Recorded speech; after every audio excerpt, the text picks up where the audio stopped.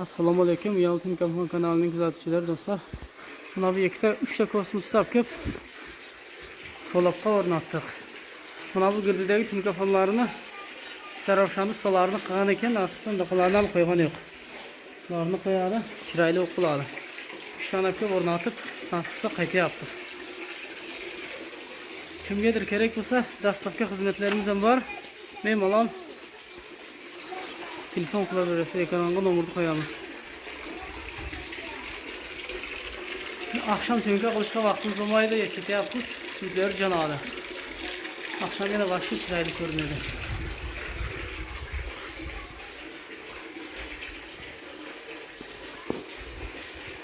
Yana da fıçalar qo'yilsa, mana keyin shu figura o'ziga o'tiradi, chiroyli bo'ladi.